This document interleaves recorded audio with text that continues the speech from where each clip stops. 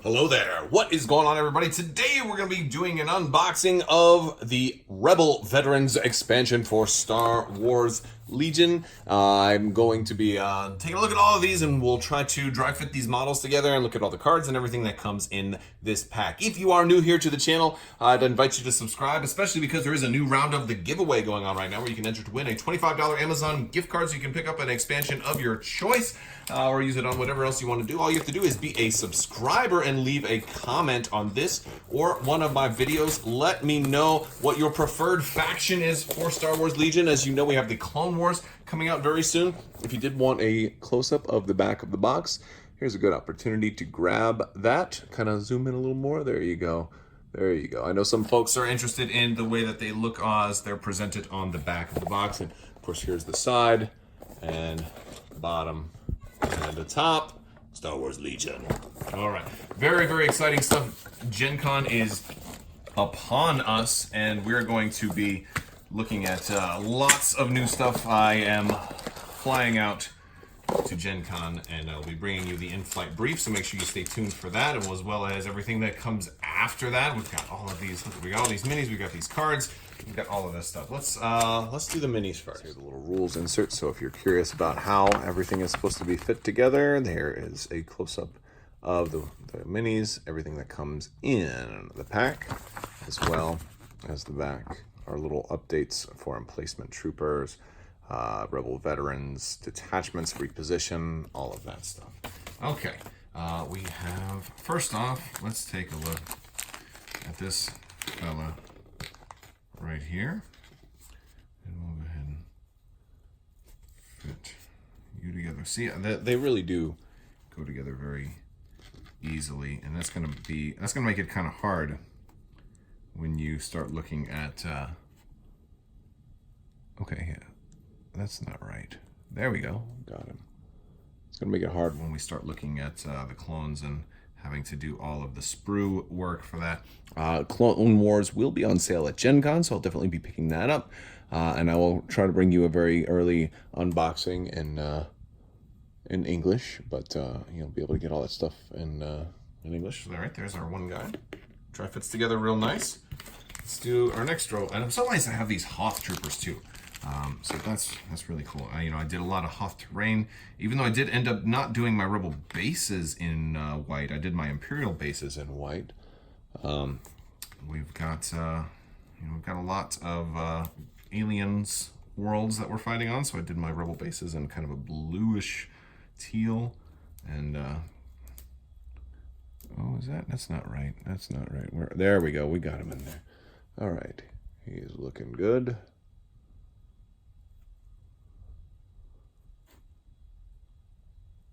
There we go. All right. I think I will go for a standard paint job on these.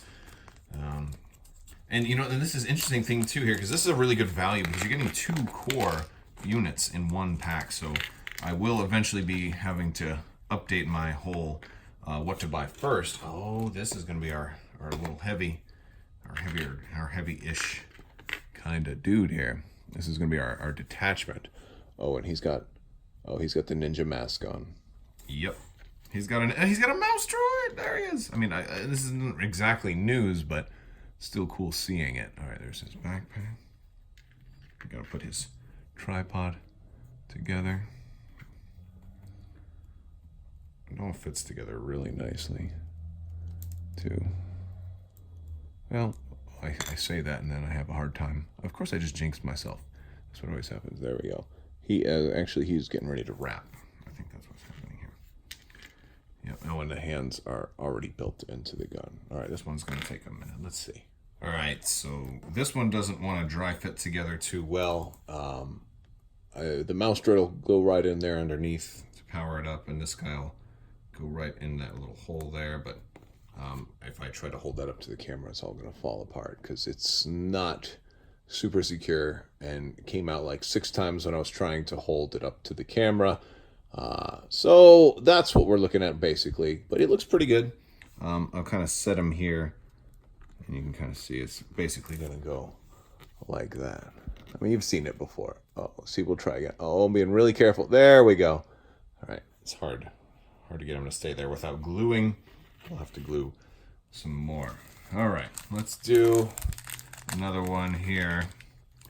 We've got our Celestian. Let's see, get on there. Oh, yes. Muriar. That was Nian Num's cousin. 9, not Nian. There we go. He was actually, I think his backpack was on there too. All right. So he looks good. Keep moving. Keep going on. Then we're going to look at the cards here shortly. But one of the things that drives me crazy about the release schedule of these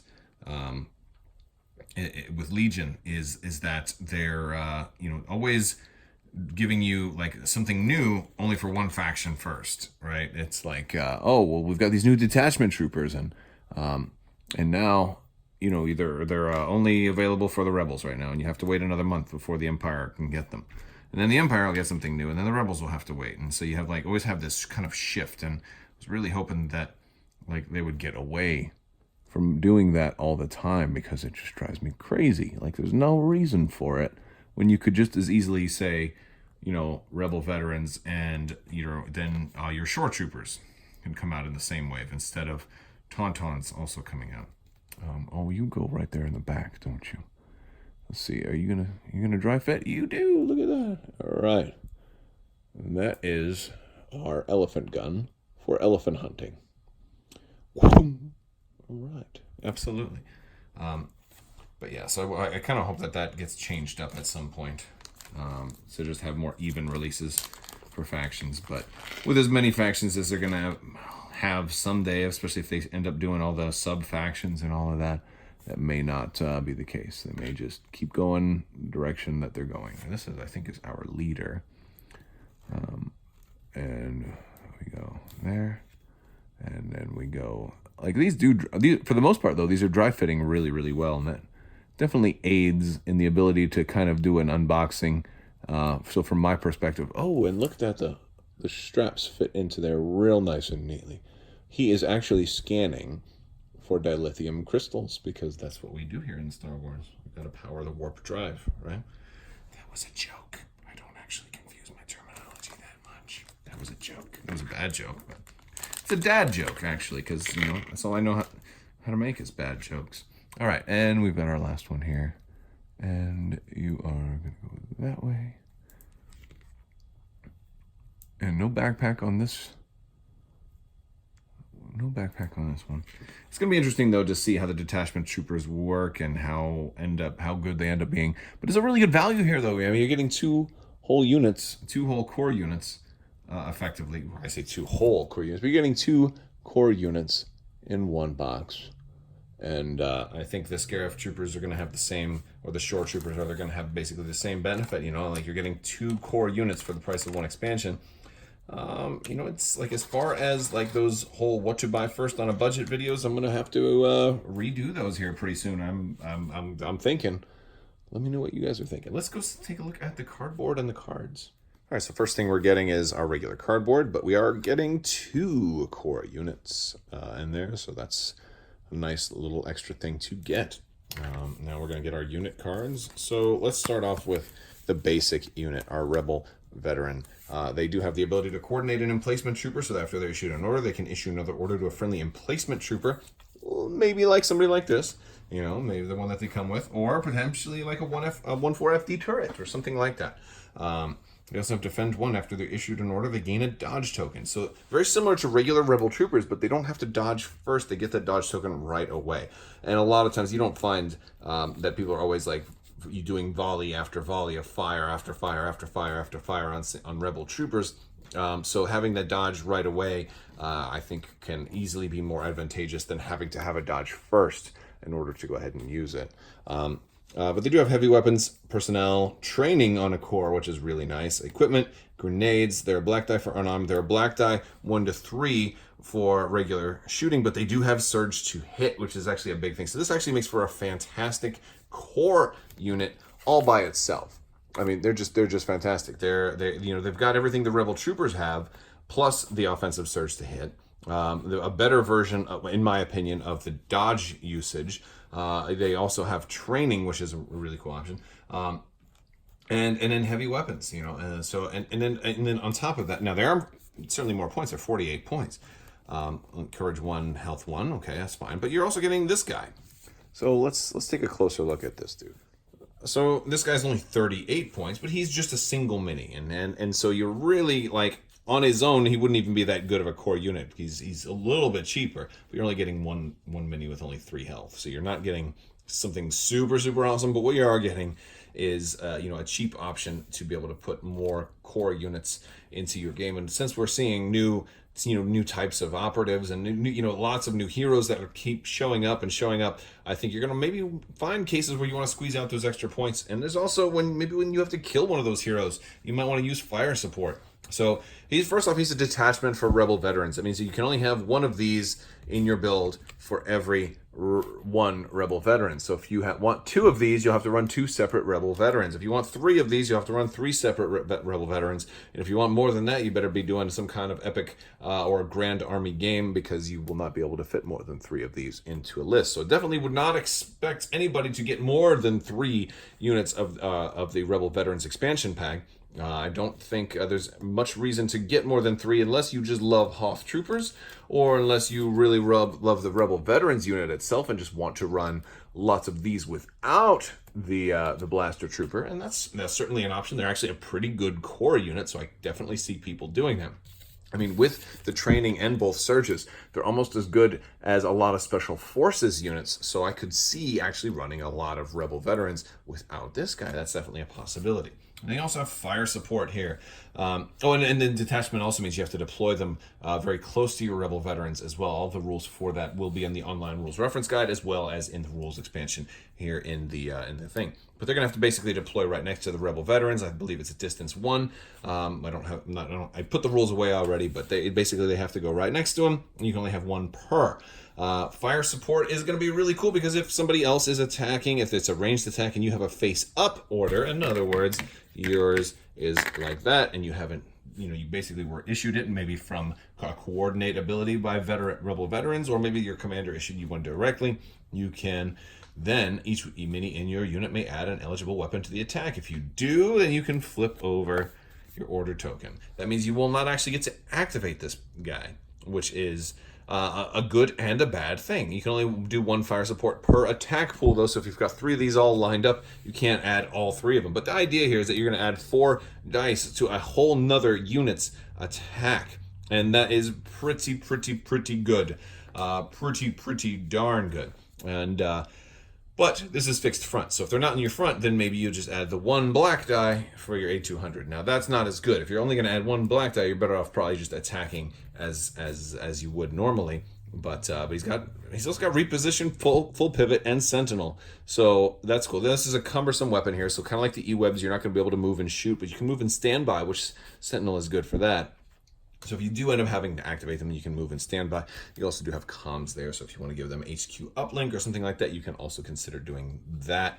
There's a couple of uses for these guys. They got both surges. We've got the white defense die that almost all the rebels seem to have, but that front arc with the 4 black is not half bad. I mean, from a certain point of view, you could say you get more firepower out of these than you would from a normal rebel unit. You just have the restrictions. Like Rebel Troopers don't have that offensive surge, and he does here. And he's also got critical 2, which is actually pretty nice. And because it's on the weapon, you're going to be able to contribute that to an attack. You could even consider contributing this to a non-Rebel Veterans potential attack, and be able to convert some of their surges, at least 2 of those surges to critical, so they can hurt enemy vehicles as well.